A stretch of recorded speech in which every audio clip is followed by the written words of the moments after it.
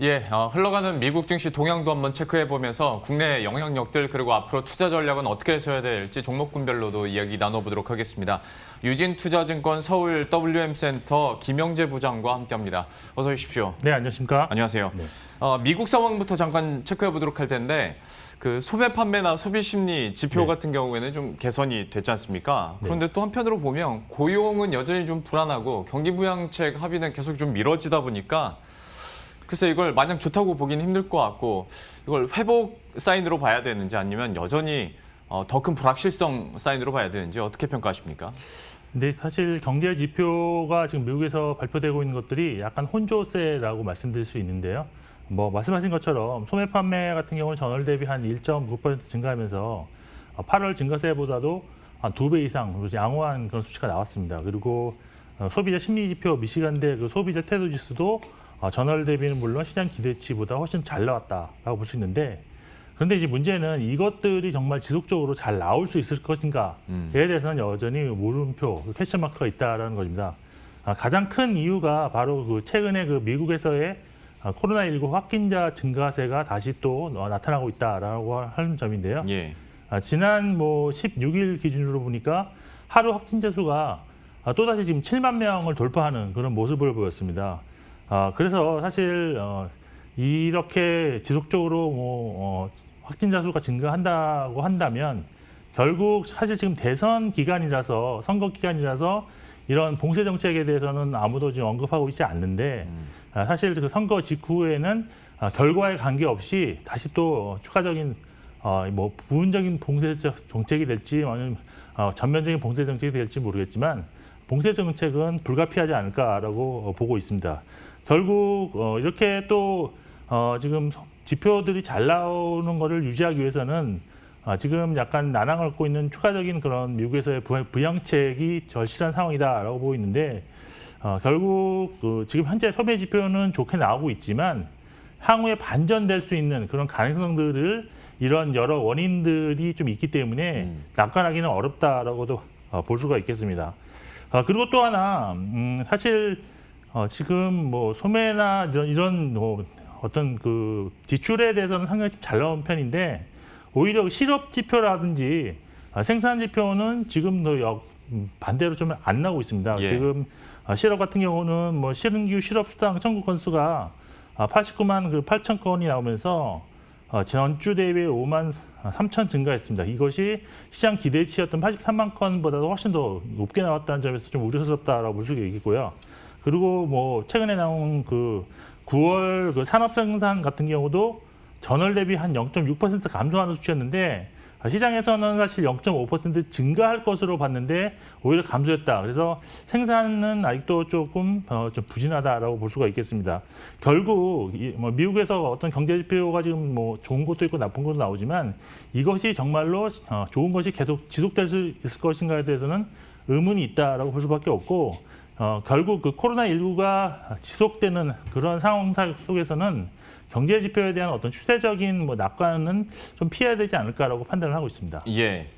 참 여기에다가 그 앞에서 말씀드렸던 것처럼 어떤 경기 부양책 문제랄지 아니면 얘기해 주신 그 봉쇄 얘기도 어쨌거나 대선이 끝나고 나서 뭔가 결정이 나도 날 것 같은 분위기다 보니까 계속 대선 전까지는 그러면 불확실성 국면에서 계속 몸을 좀 사려야 되는 것인지 투자 스탠스에 대해서는 좀 어떻게 평가하세요? 네, 몸을 사리는 것이 저는 맞다고 일단 보고 있는데요.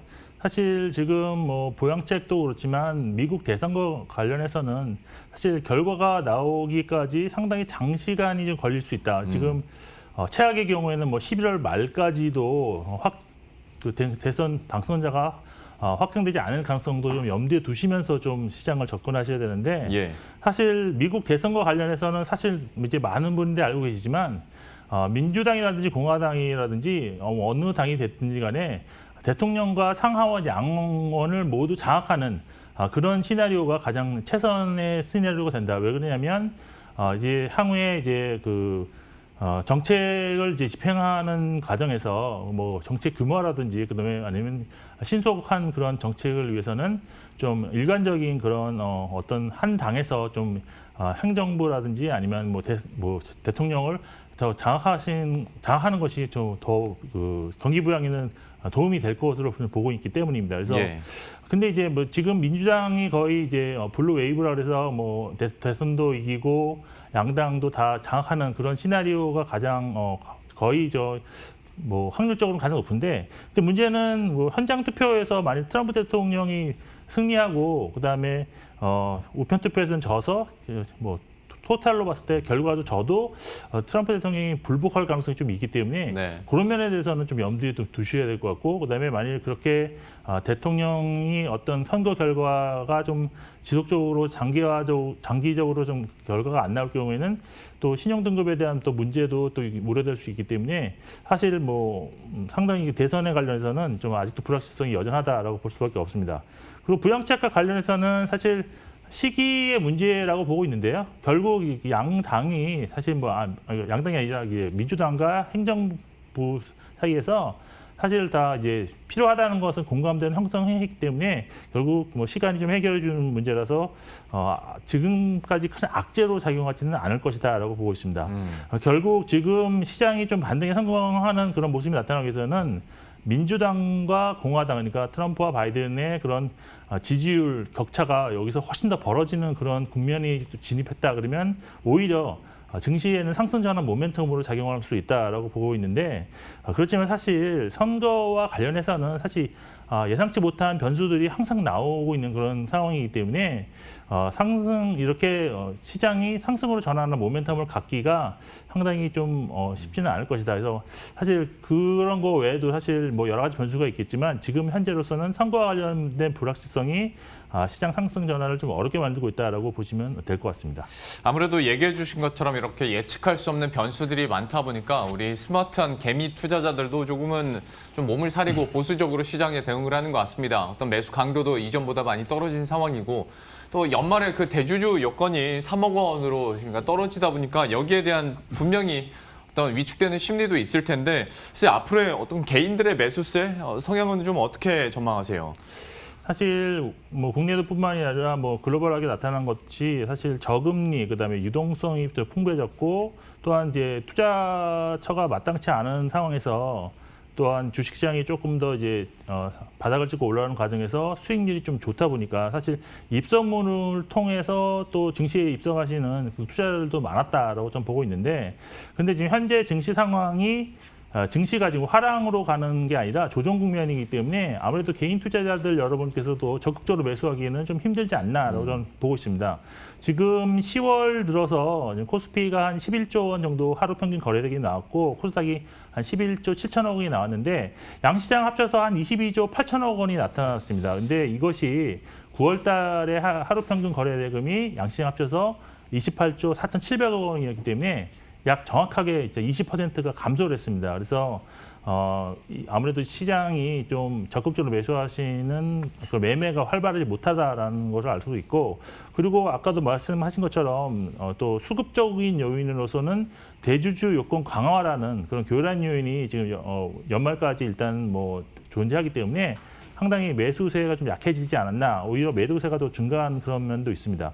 그리고 이제 글로벌 중앙은행들이 막 돈을 막 풀면서 사실 유동성이 풍부해졌는데, 근데 이 통화 정책 역시도 지금 미국도 마찬가지지만 오히려 이제 재정 정책이 좀 필요할 때다라면서 통화 정책에 대해서는 좀 완화적인 것이 좀 줄어드는 그런 모습을 보이기 때문에 추가 유동성 공급이 제한적인 점도 아무래도 그 개인 투자자들이 좀 적극적으로 매수하기 좀 어렵다라고 볼 수가 있고, 결국 그래서 사실 그럼 증시가 다시 화랑이 되기 위해서는 오히려 저는 뭐 코로나19가 재확산되면서 봉쇄 정책이 막 추가적으로 나와서 그래서 또 경기 부양에 대한 그런 정책 기대감이 막 났을 때 오히려 개인들 투자자들께서는 또 매수세가 훨씬 더 활발하게 전개될 가능성이 있다. 그래서 저점 매수가 좀 더 이제 진행될 그런 여건이 마련되었을 때 투자는 더 활발하게 될 것이다라고 보고 있어서 지금은 이제 아까도 서두에서 받은 것처럼 좀 보수적인 관점에서 좀 접근하신 것이 지금 현재로서는 옳은 결정이다라고 저는 보고 있습니다. 현재로서는 보수적인 관점, 그리고 다만 언젠가는 기회가 온다라는 뉘앙스를 얘기해 주셨는데, 그러면 그 타이밍에 대해서도 한번 여쭤보도록 할게요. 9월 말 정도까지만 하더라도 아무래도 미 대선이라는 굵직한 그리고 불확실성 가득한 이벤트가 있다 보니까 뭐 10월은 당연하고 한 11월 중순까지는 좀 보수적으로 접근하고 변동성도 커질 것이다 얘기를 했었는데, 지금으로서는 글쎄 12월까지도 이건 잘 모르겠다라는 전망들이 당연히 나올 수밖에 없거든요. 그러면 개인들의 어떤 매수 타이밍도 좀 더 뒤로 늦춰야겠습니까?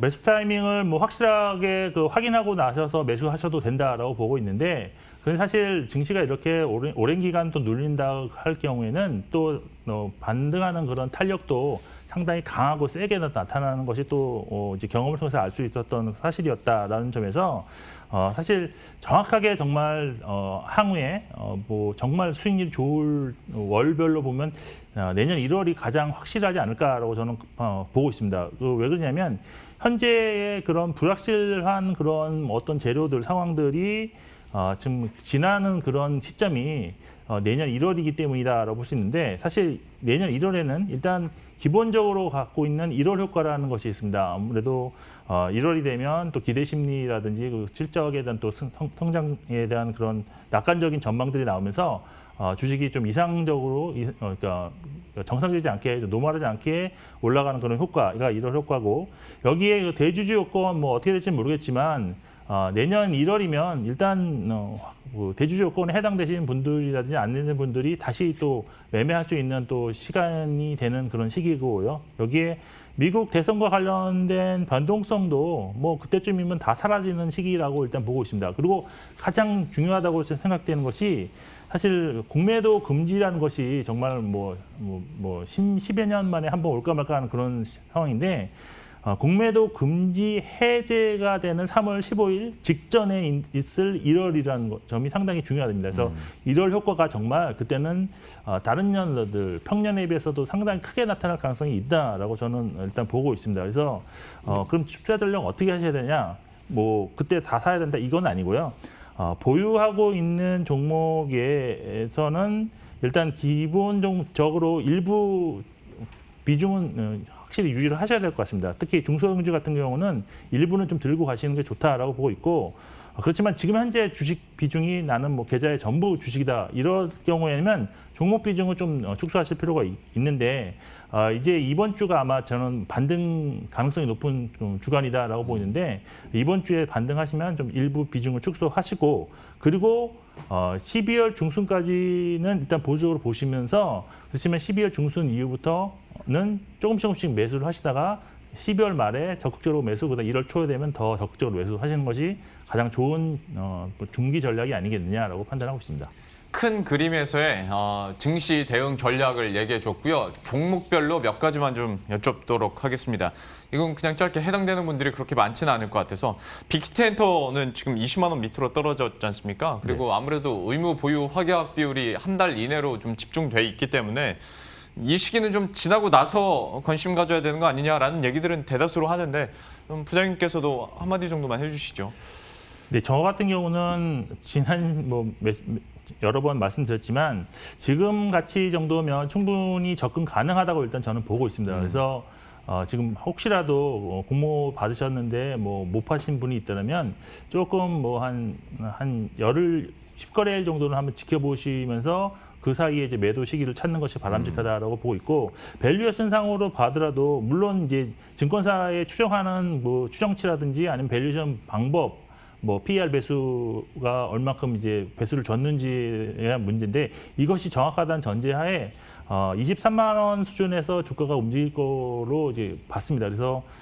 그래서 더 보수적으로 보더라도 제가 볼 때는 지금 7개 증권사 중에서 목표가는 제시하지 않았지만 가장 보수적으로 보는 증권사가 내년 순이익을 1,179억으로 지금 책정을 해놨는데, 여기서 지금 애널리스트 다 공통적으로 적용하고 있는 PER 50배를 적용하면 17만 4천 원입니다. 그래서 저 같은 경우는 이제는 19만 원대이기 때문에 17만 4천 원 뭐 한번 수급이 뭐 움직이는 되면 도달할 수 있는 그런 수준이기 때문에 지금부터는 뭐 적극적인 매도보다는 오히려 저점에서 어떻게 매수를 할 수 있어서 뭐 할 수 있으면 하는 것이 좋다. 그리고 대신 그 기간 보유 매수 물량, 그러니까 의무 보유 하각이 15일도 있고 이제 30일도 있는데 30일에 좀 많이 좀 몰려 있습니다. 그래서 네. 그 전에는 일단 비우시고 또 지켜보시다가 그 이후에 또 전략을 다시 해보시는 게 좋다라고 보고 있습니다. 예, 빅히트엔터에 대해서 워낙 많이 떨어졌기 때문에 또 가격적인 메리트도 잠깐 언급을 해주셨어요. 앞으로의 흐름들도 계속 봐야 될 것 같고요. 보유하신 분들은 좀 한 10일 거래일 정도 계속 지켜보면서 한번 타이밍을 잘 노려보자 얘기를 해주셨어요.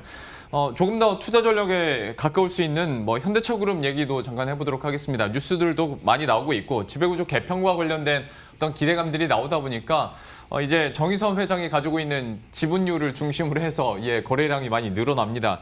어떻게 현대차그룹주 내에서는 좀 어떻게 보시는지 증권사에서도 리포트 적극적으로 내놓고 있는데 좀 어떤 투자 의견 가지고 계십니까? 네, 저는 사실 뭐 서두에서 말씀드린 것처럼 시장이 먼저다라고 보고 있기 때문에 지금 현대차그룹이 뭐 지배구조 개편 뭐 분명히 이제 나타날 것으로 보이는데 사실 이게 뭐 새로운 제도는 아닌 것 같고요. 그리고 최근 들어서 현대차그룹의 주가에 대해서 약간 좀 이렇게 목표가 주가가 상향하는 리포트들이 상당히 많이 나왔었는데 제가 좀 자세히 읽어보니까 기존에 낮았던 목표가를 좀 상향하는 모습이 좀 더 많았다라고 좀 보고 있습니다. 그래서 사실 뭐 실적에 대한 기대감도 사실 있는 상황이고 또한 최근에 글로벌 점유율도 좀 높아지고 있고 또한 전기차, 수소차, 미래 뭐 자동차에 대한 기대감도 사실 반영되면서 주가도 역시 뭐 상당히 나쁘지 않았었습니다. 근데 최근에 수급이 상당히 좀 안 좋습니다. 지금 최근 5거래일간 제가 이제 지난 주까지 그걸 보니까 기관 같은 경우 현대차를 195만 주를 순매도를 했고요. 그리고 외인들도 20만 주 순매도를 했습니다. 기아차도 139만 주 순매도, 그다음에 55만 주 외인들이 순매도했고, 그다음에 현대글로비스 같은 경우도 물론 주가는 상당히 좋았습니다. 아무래도 정의선 의장 지분이 가장 많은 그런 종목이기 때문에 하지만 기관은 34만 주 매도, 그다음에 외인도 3만 8천 주를 매도하면서 결국 지금 그런 호재성 재료의 주가가 상승하자 좀 매도하는 모습을 많이 보았다라고 볼 수밖에 없습니다. 결국 이런 면으로 볼 때 저는 그렇습니다. 지금 뭐 시장 흐름에 연동하는 흐름 이상으로 현대차그룹주가 더 크게 상승할 가능성은 현재로서는 거의 불가능하지 않겠느냐라고 보고 있어서 지금 전체 시장과 연동한 주가 흐름 정도만 예상하시면서 접근하시는 것이 바람직하다라고 판단하고 있습니다. 혹시 그러면 관심 갖고 계신 분들 중에서 현대차그룹주 그래도 그 안에서 언젠가 투자할 때가 왔을 때 하나 꼽으시라고 하면 이건 지금으로서는 좀 곤란합니까? 저는 그나마 뭐 밸류에이션상 보면 좀 싸다고 볼 수 있는 것이 그래도 현대모비스 정도가 가장 괜찮지 않나. 근데 사실 현대차는 사실 저도 기대를 상당히 많이 하고 저도 뭐 고객들 많이 편입해드리고 있는데 최근에 제가 별로 안 좋아하는 중기 추세가 좀 꺾이는 모습이 나타나고 있어서 상당히 좀 사실 불안하게 지금 들고 가고 있는 상황인데 시장 상황을 아무래도 좀 많이 반영했고 그다음 최근 나오는 뭐 화재 뭐 이런 것도 많이 좀 반영된 그런 거 아시면서 단기 이슈에 반영한 것이라 일단 믿고 있는데 좀 더 이제 여기서 추가적으로 하락하면 이제는 좀 손절까지도 한번 고려해 봐야 되지 않나라고 보고 있어서 일단은 시장이 먼저라는 점을 좀 더 뭐 염두에 두시면서 좀 대응하시는 것이 필요하다라고 보고 있습니다. 현대차 그룹주에 대해서는 좀 조심스럽게 얘기를 많이 해주셨고 보수적인 입장 얘기해 주셨으니까 관심 있으신 분들도 투자 전략에 좀 잘 녹이셨으면 좋겠습니다. 오늘 경제 전반에 대한 이야기들과 또 종목별 투자 전략 함께 세워봤고요. 유진투자증권 서울 WM센터 김영재 부장과 함께했습니다. 오늘 말씀 고맙습니다. 예, 그럼 저희도 여기서 인사드리도록 하겠습니다. 식사 맛있게 하시고요. 저희들은 내일 이 시간에 또 새로운 소식들과 전략 들고 다시 찾아뵙도록 하겠습니다. 시청해주신 여러분 고맙습니다.